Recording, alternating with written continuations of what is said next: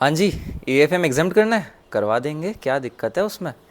और बस इतना सा करना है कि जितना जितना मैं बोलते जाऊँ ना उतना उतना बस आप लोगों को करना है, ठीक है। आंख बंद करके ये कर लेना, एएफएम में एग्जामेशन पक्का है, ठीक है।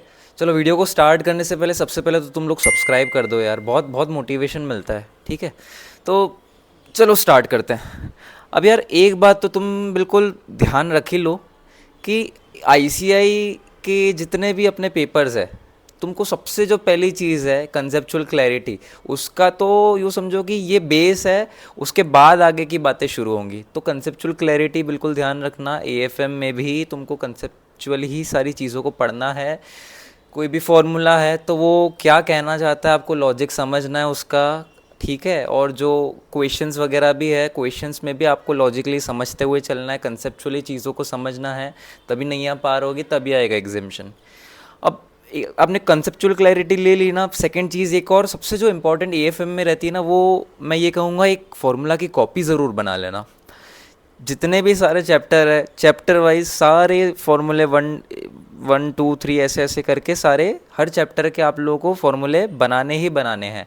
इतनी हेल्प होगी ना आपकी, कोई भी आप चैप्टर जब नया यूँ समझो जब भी रिवाइज करोगे ना, वो आपको फॉर्मूला की कॉपी देखनी है और यहाँ पे आपके क्वेश्चन बनते जाएंगे, ठीक है। इतना आप पहले तो ये दो चीज़ों तक कर लो।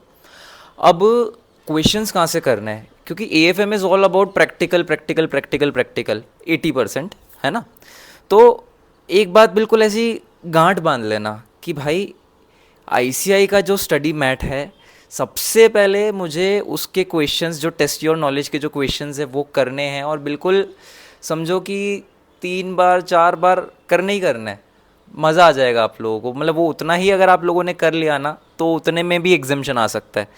अच्छा, सबसे ये तो प्री रिक्विसाइट है कि आईसीआई के जो मैट के जो क्वेश्चंस है ना वो आप लोगों को करने ही करने, ठीक है।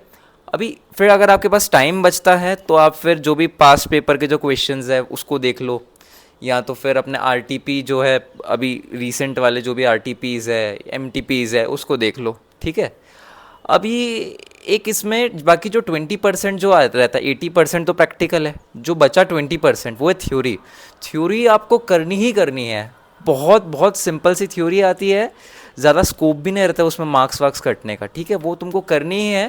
थ्योरी कब करोगे, थ्योरी करना है तुमको एग्ज़ाम के टाइम पे करना है, और ध्यान से करना। हाँ, मतलब पहले एक बार तुम पढ़ लेना क्या क्या है, बाकी हाँ थ्योरी बिल्कुल भी मिस मत करके जाना, वो तुम्हारे श्योर शॉर्ट मार्क्स रहते हैं। और थ्योरी यूँ समझो कि कभी कभार जब भी ऐसा टफ पेपर आएगा ना तो वो जो थ्योरी होगी ना वो थ्योरी तुमको बचाएगी, ठीक है। थ्योरी तो ज़रूर करना है। अब एक सबसे जो ज़्यादा एएफएम में पूछे जाने वाला हॉट टॉपिक है वो ये है कि सर फॉरेक्स का क्या करें। देखो यार, फॉरेक्स में मैं एक ही चीज़ कहूँगा कि अभी तक तो आईसीआई कहीं ना कहीं थोड़ा सा बेसिक्स पे ही टेस्ट कर रही है फॉरेक्स को। इतना ज़्यादा जो एक स्कोप रहता है ना फॉरेक्स में पूछने का, वो वैसा कुछ अभी हो नहीं रहा है।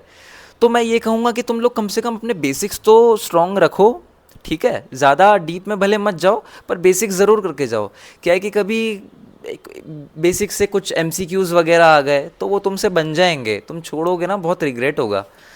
और फिर भी चलो तुम्हारे पास टाइम नहीं बचा है तो वही है ना कि अब इतना कुछ चीज़ें टफ पड़ रही है तो उसको छोड़ के अपने पास ऑप्शन तो वैसे भी रहता ही है, तो बाकी जितनी भी चीज़ें हैं उसको बहुत अच्छे से तुमको फोकस करना है, ठीक है। अच्छा, कई बार क्या होता है ना कि आईसीआई को जब अपने मज़े लेने रहते हैं ना तो वो टफ बनाने में ऐसा करता है कि वो रिवर्स कैलकुलेशन डाल देता है कि चलो अब करके बताओ, ये वाला फिगर ये मैंने मिसिंग कर दिया है, अब तुम इसको लाके बताओ कहाँ से आएगा। तो उसको कैसे टैकल करना है, तो सिर्फ इतना सा करना कि आपने जो भी फॉर्मूला है ना, फॉर्मूला पे अपनी पकड़ बहुत अच्छी रखना। कंसेप्ट्स मतलब कहने का मैं बस ये चाहता हूँ कि अपने जो भी क्वेश्चंस वगैरह करे हैं ना उसको बहुत अच्छे से कंसेप्चुअली करना, फॉर्मूलाज बहुत अच्छे से करना, तो वो फिर आपका बन जाएगा, ठीक है। और बस बाकी मेरे ख्याल से तो बस ये जो पॉइंटर्स है ना इस पे अच्छे से स्टिक करना, इज्जत से बहुत अच्छे से पढ़ना इन सारी चीज़ों को ध्यान रखते हुए, और आपकी नैया पार हो जाएगी। एग्जामिशन पक्का है, आ रहा है सितंबर 2025 में ही आ रहा है, ठीक है। और कोई भी डाउट हो तो नीचे कमेंट बॉक्स में कमेंट कर लो, मैं बिल्कुल आप लोगों को रिप्लाई दूंगा। और लाइक कर देना वीडियो को। चलो बाय बाय।